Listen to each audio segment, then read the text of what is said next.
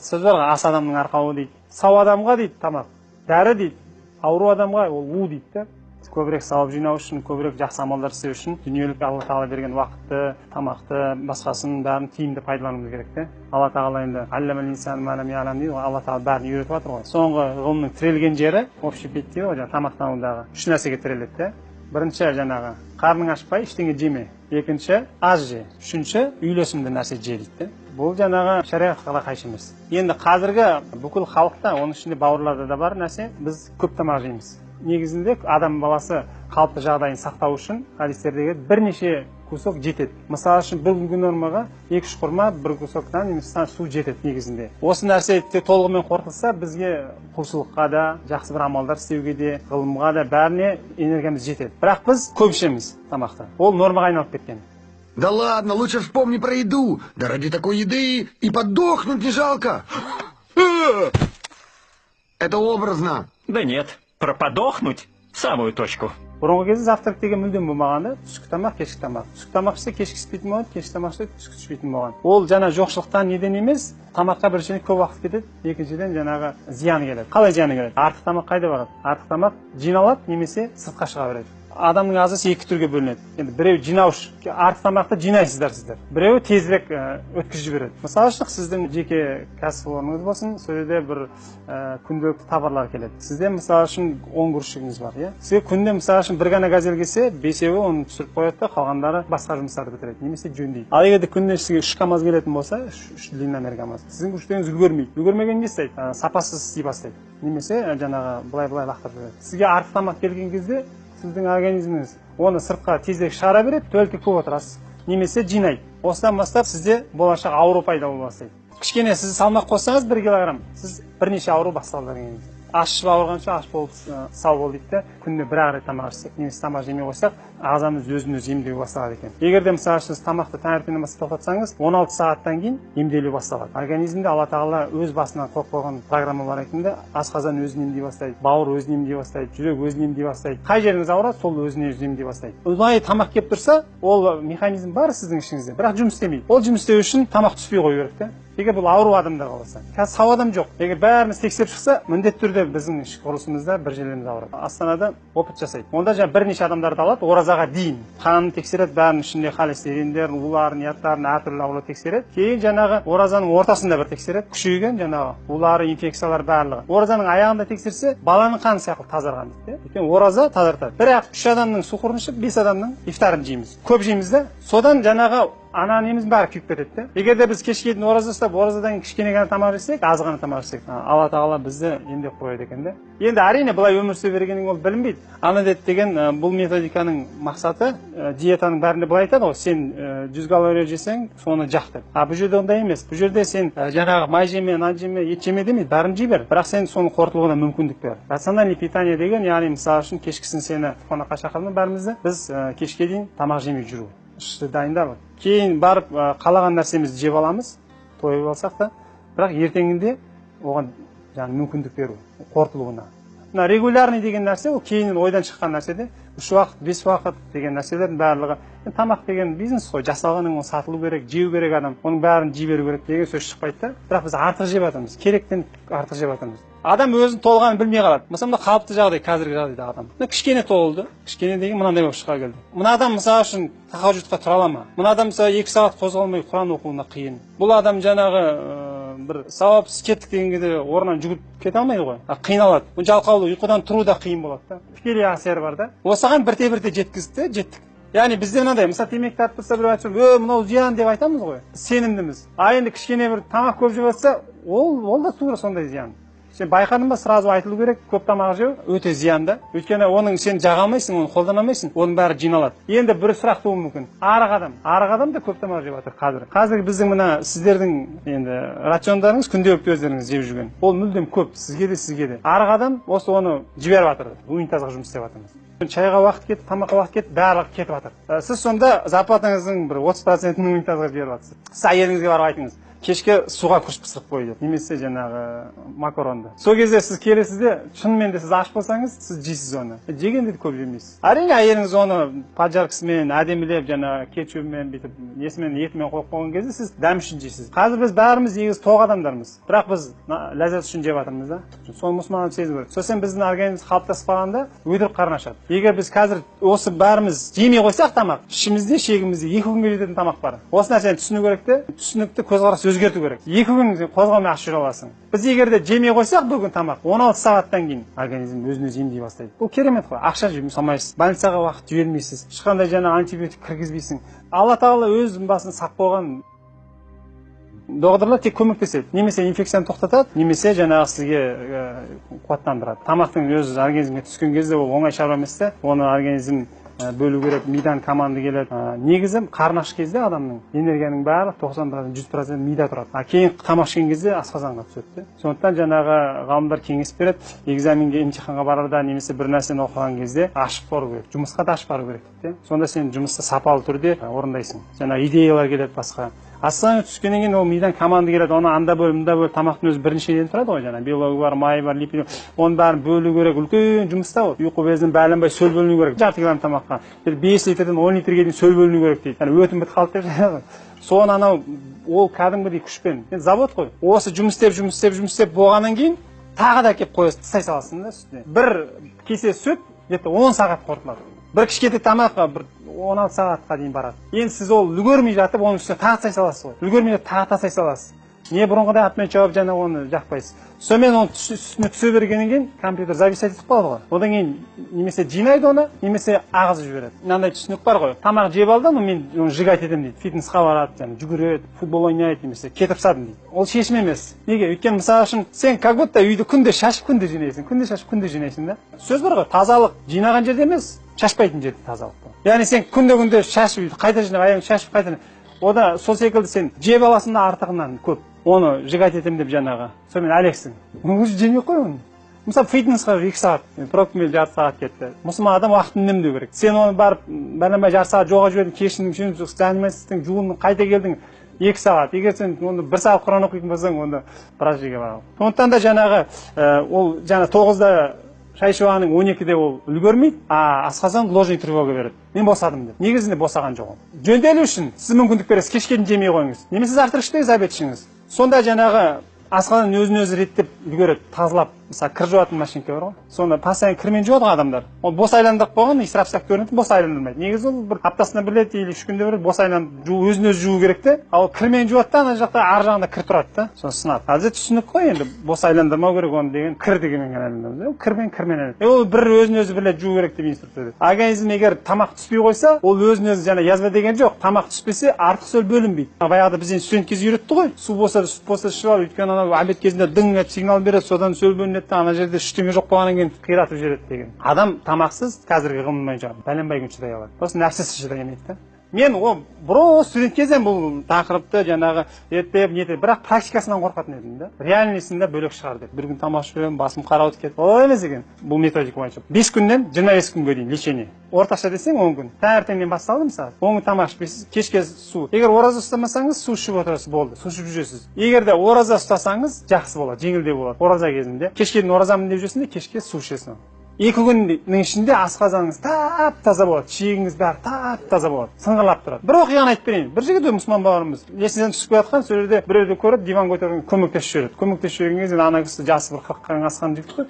Кісі сөйтіп жаңа үйіне келген кезде арт жағынан қан кетіп, алып қалады, шегі жыртылып кетті. Больницаға барса, врачтар айтады, кесу керек шегіңді дейді. Врачтар айтады, тамақ жеме 10 күндей дейді. Жаңағы жігіт 10 күн жан керек өліп қалмау үшін тамақ жемей қойды. Су ғана ішемін дейді. Енді әлсіреді, арыды. 10 күннен кейін барса, шегі орға әппақ дейді, жарған кезде. Тап-таза. Сөйтіп кескен, сосын кескеннен кейін тағы 10 күн жемеген, тағы 10 күн жемеген.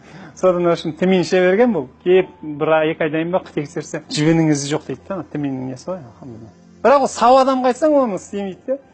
Зачем сонда соған жету керек па? Қиян деген кезде ғана. Бір мұсылман бауырым асқазанмен жұмыс істейтін. Өмір бақи жарған ғой. Асқазан жарған кезде де іші бықсып жатыр дейді. Адам көргісі дейді. мына кухняның канализациясын көрдіңіздер ме? Ішінде былай тұрады ғой ана. Тура сондай сенің шегің. Неге? Өйткені үлгермейді да ол. Ол қорытылып үлгермейді, физически үлгермейді. Өйткені ғылымда ол жоқ дегенде бір 8 сағат керек. Сөйтіп жинала береді жан-жағы. Сосын сасиды. Сосын оған құрттар келеді, паразиттер келеді, осылай. Соның барлығы. А егер де сіз тамақ жемей қойған кезде 2 күннің ішінде мына қарныңыз бәрін, чиегіңіз бәрін сығып, өзін жаңағы сөлдер бөліп, арылап, тап таза қылып. Шегіміз аппақ болса, міндетті түрде бетке шығады. Бетіміз де жақсы болады. Тіліміз қып-қызыл болады. Қазір любой тілін көрсе, жаңағы түйшіктер бар, аппақ. Ол жақсы емес, белгі. Тіл деген қып-қызыл болу керек те. 3-ші күні жаңа бауыр бүйрек, 4-ші күні егер сізде паразиттер инфекция болса, подкорный, олар жыбырлай бастайды. Ойламаған жеріңіз қышиды, ана жеріңіз қышиды. Немесе грыжеңіз болса, ол жерге кетеді. Ревматизм болса, аяғыңыз сырқырайды. Қай жерде ауру бар, сол жер. Бірақ қандай умеренный ауырады да, бауырыңыз ауыру мүмкін, біреудің ұлтабары ауыру мүмкін, біреудің поджелудочный ауыру мүмкін. Бірақ емдейді организм өзін-өзі, түсіндіңіз бе? Сонда қараңыз, ақшаңыз шықпайды, уақытыңыз кетпейді больницаға деп, жұмыстан бесәдержен алмайсыз, шаруаны істей бересіз, емделе бересіз. Бірақ нәрсеге қиын, нәпсіге ғана қиын да. Енді осындай нәрсені, пайдалы нәрсені мұсылманның істемегенде басқа кім істейді? Мен өзім практикамда да көрдім, өзім де істеп көрдім.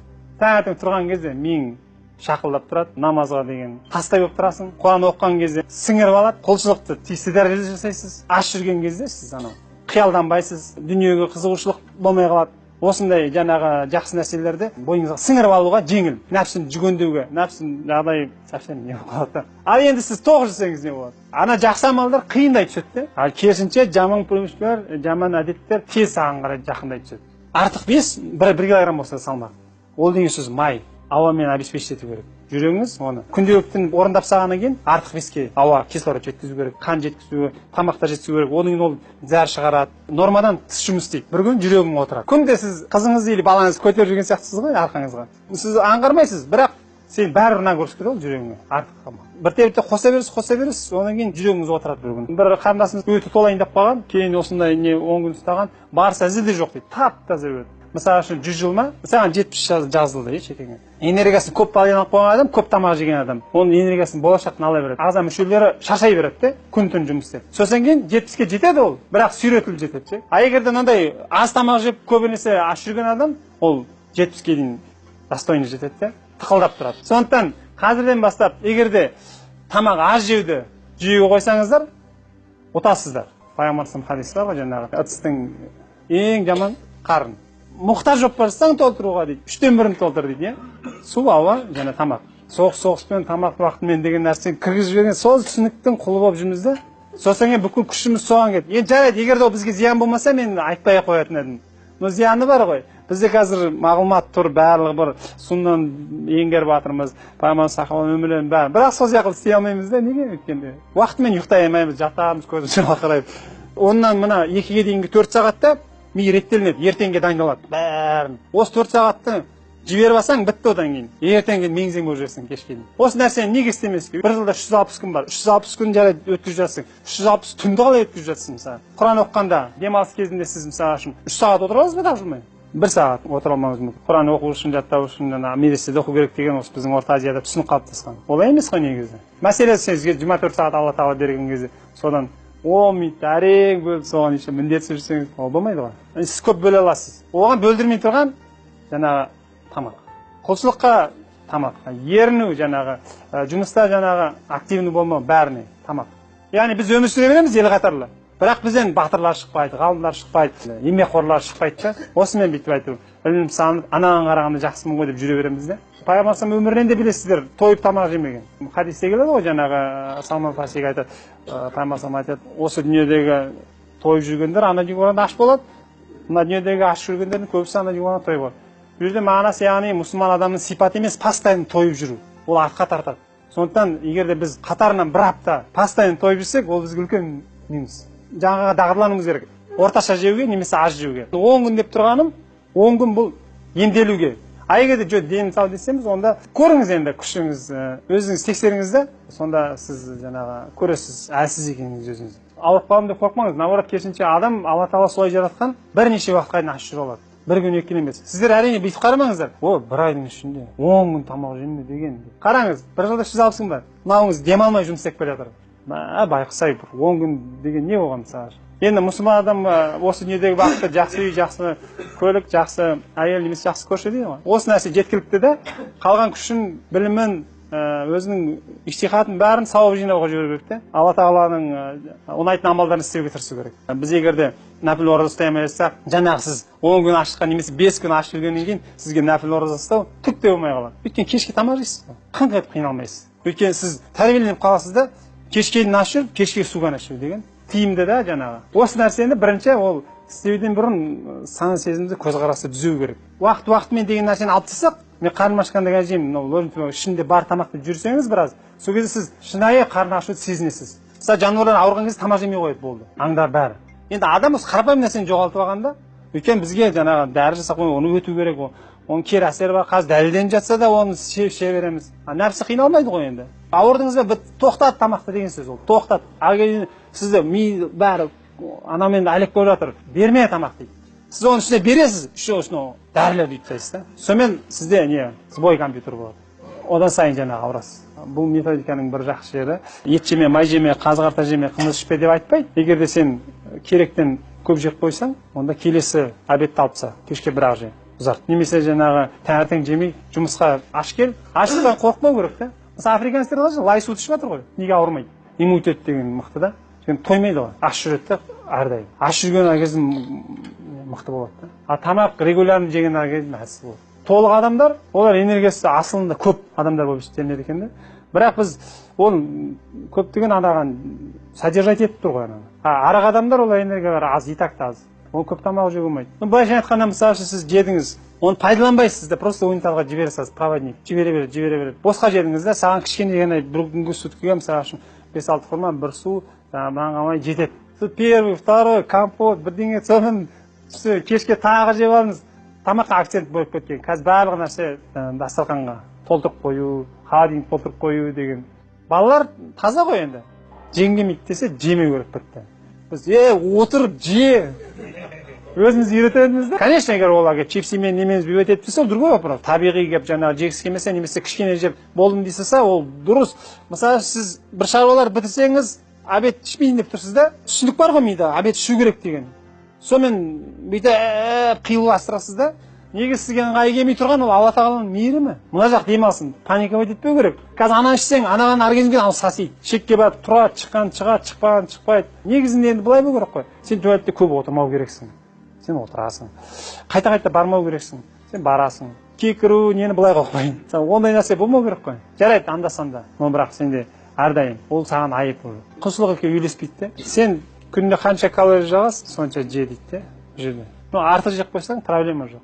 Келесі жиінде тұрған уақытын сол жіберді. Қазір біз қалыпты жағдайда болсақ, бізге сол понедельник, четверг оразаны үзбей, сонда біз суннаның ұлылығы енді. А енді ең жақсы ораза Дәуіт алейхиссаламдікі деді, дұрыс па? Bir күн. Бірақ оны біз шабамыз жетпейді ғой. Егер мүмкіндік болса, бір 10 күн ұстап алсаңыздар, бір жылда, немесе бір апта. Сосын понедельник, четвергпен ұстап алсаңыздар, ол жаңағы сіздердің құлшылыққа да, сабақ оқуға да, жұмысқа да нелеріңіз күшейеді. Кішкене ауқат жесең болды, күшейіп аласың. Айша анамыз айтқан, мұсылман үмметінде жаманшылықтың барлығы тоқшылықтан кейін басталды деп. Адам қатты тоқ жүрген кезде постоянно мысалы ұзағырақ. Міндетті түрде сен жаңағы шахауатың күшейеді, жаман нәрселерге кейсетіп сөйлеу, мұқатып сөйлеу, ренжіте салу, вредный привычкалар жаңағы жақындай түседі саған. Омар ибн өмірінде де бар ғой, жаңағы тойып тамақ жемей. Сахабалардың өмірін қарасаңыз, ислам алғаш кезінде жағдай бәрі нашар болды. Абу Хурайра қарны ашып жатты білеміз. Былай қарасаңыз, сынақ сияқты түскенмен, ол Алланың мейірімі. Өйткені ол жаңадан дін келе жатыр. Қаншама хадис, қаншама аят, оның бәрін адам миына сіңіріп алу үшін, жүрегіне қабылдау үшін, ол міндетті түрде жаңағы өте көп энергия керек те. Организм дайын болу. Қорқақтықты қалыптастырған миымызға. Сен тамақ ішпесең, аш жүрсең, біттің деген нәрсені қолдан қойған. Гастрит боласың, ойбай, язва желудка болады. Егер де тамақ жемесеңіз, сол бөлінбейді. Ол команда ғой барлығы. Бірақ енді әрине, начальник сол бөлінуге сіз енді қалай толтырып қойып бүйтіп, ашып жанынан бүйтіп деп кетіп қалу қиын ғой. Сіз алмаңыз ештеңе. Соған семьяңызды үйретіңіз. Африкада жаттап жатыр ғой бәрін. Мавританияның порсыларын сояқта оқыған деген айтады. Мынандай күрішті бүйтіп, мына бізде мороженое жейді ғой, шарик дейді ғой сондай. Сонымен бүйтіп тұққа түсіп бір тәрелкеге аппақ күрішті береді, болды, норма. Белгілі бір дәрежеге жеткен кезде, хадистер біраз жатқан кезде екі шарик береді. Екі шарик жеткен жігіт айтады жей алмайсың ғой дейді бір шариктерін тойып кетесің дейді. Мысалы үшін сіз 10 күн ұстап жүрсіз, 5-ші күні сізді қонаққа шақырды, сіз бұза беріңіз, бұл жерде проблема жоқ, қатқан нәрсе емес. Бірақ ертеңінде сіз бастап кеттіңіз қайтадан мүмкіндік болса жаңағы тамақты аз жеңіздер. Әрине жаңағы ол жерде резко қимылдар жасамау керек. Мысалы сіз 4-ші күн аш жүрсеңіз, кішкене басыңыз айналуы мүмкін. Ол сен токсиндер шығып жатыр да. Нью-Йорктың атақты ғалымы бар, сол өзінің халқына арнап жазған Америкада. Нью-Йоркта дейді, күніне бәленбай токсин адамға кіреді дейді. Оларға аптасына 2-3 рет күн аш жүру парыз дейді де, негізінде дейді. Токсиндер бар ғой, жаңағы сырттан кірген машине, әртүрлі техникадан улар кіреді, улар. Сол шығу үшін просто аш жүрсеңіз болды, шығып кетеді. Мәйіт жуып көрдіңіздер ме? Өлген адам өлген 2 сағаттан ішінде құрттар, паразиттер шыға бастайды. Денені босатады. Сол секілді сіз аш болған кезде токсиндер шығады да, улар. Одан кейін артық тамақты жағып жеңіз, асқазаныңыз тап-таза болып тұрсын, ішегіңіз тап-таза болып тұрсын, емделіп алыңыз, қарныңыз кетсін, мына жақта етіңіз кетсін барлығы. Өткенде бір адам жүріп 10-15 аурудың диагнозын. Ұстай бастаған бірінен кейін бір жазылып жатыр деп. Енді әрине жаңағы мысалы хронический болса кішкене қосымша врачпен жұмыс істейді, олар совет береді жаңағы. Бірақ о баста генде жазылғанда ол бітті, соған қандай ауру екен агенті өзі біледі, қандай удар беру екен де біледі. Осы сіз бүйтіп күресіп жатқан кезде жақтан тамақ тастай саласыз, сонымен общем, былай қарай кетіп қалады, анау жайнап қалады. Адам ауырған кезде аузың тый дейді, болды. Өзің жазып шығасың. Бәрі Алла Тағала беріп қойғанда программа дайын тұр. Сіз мүмкіндік бермейсіз де қол істеуіне жасанды түрде. У них еда-то есть или нет? Ты не видел? Еда в коробке. Они всегда таскают еду с собой. Мы едим, чтобы жить, а они живут, чтобы есть. Я сейчас покажу, что имею в виду. Человеческий род они называют хавалка. Отдельного человека они называют фрукт. Это устройство для призывания еды. Это один из многих голосов еды. Это портал для передачи еды. Это одно из приспособлений для транспортировки еды. Люди забирают еду, носят еду, возят еду, ездят на еде, одеваются в еду. Это греет еду, это охлаждает еду, это... Я сам не знаю, что это такое. Ха! Вот оно что! Еда! Это такой алтарь для поклонения еде. Это то, что они едят, когда переели. Это чтобы растрястись и съесть еще больше. Еда, еда, еда, еда, еда! И что? Думаете, им хватает? Стоит раз им укусить, их нельзя остановить. А что же они делают с тем, что не могут съесть? Кладут вот в такие блестящие баки. Осы жерден түсінетіміз енді, қазір біз наслаждение үшін жеп жатырмыз ғой, соны түсіну керек те. Ас адамның арқауы деген күшті сөз, бірақ бізге айтылмаған да ол. Арқауын асып кеттік те біз, ләззат үшін жеп жатырмыз да, ләззаттан жеп жатырмыз. А егер де шынымен де мысалы бір үйге барған кезде қатып қалғаннан соң бір-екі жаңағы суға піскен тамақ қойса, сіз жемеуіңіз мүмкін. Ауыз тиіп кішкене. Өйткені сіз шын мәнінде аш емессіз да. Біздің күнделікті үйдегі табағымыз бұрын тойда ғана болатын болғанда, қазір күнде үйде бар. Егер де олда зияны жоқ болса, шынымен де, онда талас жоқ. Бірақ қазір біздің ол құлшылығымызға кері әсерін тигізіп жатыр да. Кітаптағы мұсылманның сипаты бөліп, біз енді оны энергиямыз жетпей жатыр да істеуге. Сондықтан да бізде бала шағамызда үйде Құран оқылу барлығы артта. Тоқ жүрген адам қиялдана береді. Аш болған кезде сіз кез келген нәрсеге тура қарайсыз да. Өйткені сіз әлсіз екеніңізді түсінесіз. Істеп қалайын дейсіз. Жанталасасыз кішкене жақсы нәрселерге. Мәселе ол таңқы екенін шығында емес. Мәселе мына жерді құртып жатырмыз да. Күндіз-түні жұмыс ете береміз да. Совет береді ғалымдар. Осы соңғы қарым ашты деген кезде дейді, оны бүйтіп алдандырып жіберу керек дейді де. Бала 2 рет, 3-ші рет айтқан кезде ғана беру керек дейді. Үйренгеннен кейін ол жегісі келген кезде жейді. Нарушение жемейді де. Біз енді студент кезінен бүйтіп бұзып жүрдік қой біз. Біз қазір бұзылған, бәрімізге бұзылған. Жасанды жаңағы сигналдар келеді де. Оны жаңағы тәрбиелеп алу үшін 10 күн ұстасақ болады. Ұстай алмаймыз, жоқ, асып десек, онда азайтайық. Күніне бір таңертең ішпегеніңіздерді түсте ішіңіз, аз ішіңіз. Бір қыз толып қалған өте. Сөйтіп 10 күн ұстайды, барады тап-таза. Бізде қалмаған. Толық адамдар шыдаса 16 сағат. Одан кейін мына жақтан запастан ала бастайды. Сигнал келеді де миына, білде түспейді тамақ. Ана жақтан алыңдар дейді. Жақын туысқанымды білемін, күнде 1 килограмм түседі, 2 айда 24 килограмм түседі. 20-40 деген москвич болған баяғыда. Бұзыла береді. Неге? Моторы москвичтікі, а кузовы иномарканікі дәу да. Ауыр ғой енді. Вроде жүре береді, бірақ қиналып жүреді. Сына береді де. Сол жаққа сіз жүрегіңіз, бүйрегіңіз бәрі сіздің бесіңізге арналғанда, бірақ сіз 10 килограмм, 20 килограмм қосып алдыңыз ғой. Күнде де енді екіқабат әйелдер сияқтысыз. Екіқабат әйелдер 9 айдан туады айтады. Сіз тумайсыз, соны әйелдердің несі қараңыз. Басқаша. Ет, май, тері. Сондықтан олар мына массажбен, бір роликтермен ұрып кетіре алады нелерін. А біздікі керісінше май, сосын ет. сосын тері. Оны оңайшылықпен кетіре алмайсыз. Сіздің денеңіз сау болу керек те, құлшылық сапалы болу үшін. Қай жеріңіз ауырады, 2 күннен кейін сол жеріңізді сыздайды. Егер сіз ревматизм болса, аяғыңыз сыздайды. Егер грыжа болса, беліңіз ауырады. Қақсағанда разницасы бар. Умеренно ауырады да. Мысалы үшін ауырады, топ ете алмайсыз ғой, бүйтіп кішкене шыдайтындай ауырады да. Сіз білесіз де, что мына жер емделіп жатыр да өзі. Шаймен кішкене тамақ көп ішіп қоясыз. Егер шай ішпесіз, ақырындап ішсеңіз, сіз кішкене сезуіңіз мүмкін тойғаныңызды. Организм жаңағы қалғаннан тазаланған үшін 2 күн өтеді. 2 күннен кейін жаңағы тазаланады. Одан кейін жаңағы емделу басталады. Егер де сіз 1 күн шыдап, соңына келгенде бірдеңе жеп қойсаңыз, оны тағы тосу керек болады да. Білесіз ғой, мысалы 1-2 күн бауырыңыз ауырды, сосын қойды. Сосын арқаңыз ауырып бастады. Сосын бір жеріңіз ауырып бастады. Енді емделгеніңіз жақсы түсті. Егер мысалы сіз кешке дейін аш болдыңыз ғой, қиын болса, бір помидор рұқсат етеді да. Жемеген жақсы. Калория емес қой. Егер сіз бір кусок нан жеп қойсаңыз, бір сухарик келешки, ол уже питание, ана тоқтап қалады да, не емделу. Сіз ұстай бастаған кезде артық бес көп кете бастайды. А кейін өзіңіз келген кезде ол жылжымай отырып қалады, түсіндіңіз бе? Мысалы сіз 70-тен 65-ке түстіңіз бе, одан кейін сіз ол тұрып қалады. Жеміс жидек бар, ет, қаз алдыңыз, жеп жатсыз, бірақ қоспайсыз салмақ. Төтке кетіп жатыр ғой былайша. Соны ұстап қалу үшін 10 күн ұстасаңыз, сосын организм өзі ұстайтындай болады да. 10 күннен кейін сіз кішкене жеген кезде сразу салмаққа кетеді. Мүмкіндік болса, жылына бір рет ұстасаңыз 10 күн. Сосын понедельник, четверг күні ұстап жатсаңыз, сонда сіз ауырмайсыз. Көп тамақ жегенде біз зиян келтіреміз өзімізге. Құлшылық жағынан да, денсаулық жағынан да. Соны түсінейік те. Мен танитын бір 20 шақты адам уже емделіп алды осымен.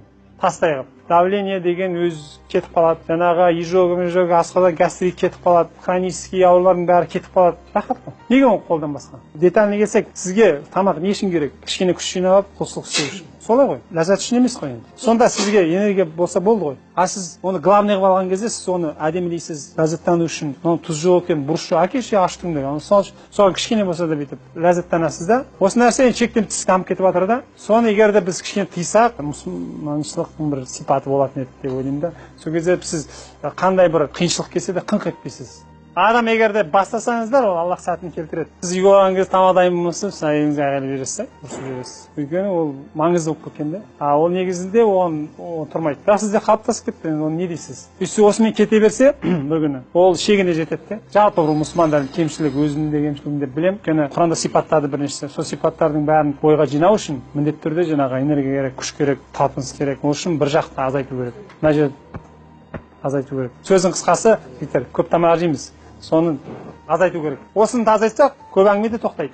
Лишний біреуге қызғану, лишний жаман ойлау, барлығы кішкене осыған байланысты тұр да. Осы тоқшылық сен жаңағы шахауатын күшейтіп тұр да, қарның аштырып кішкене тәрбиелейік өзімізді.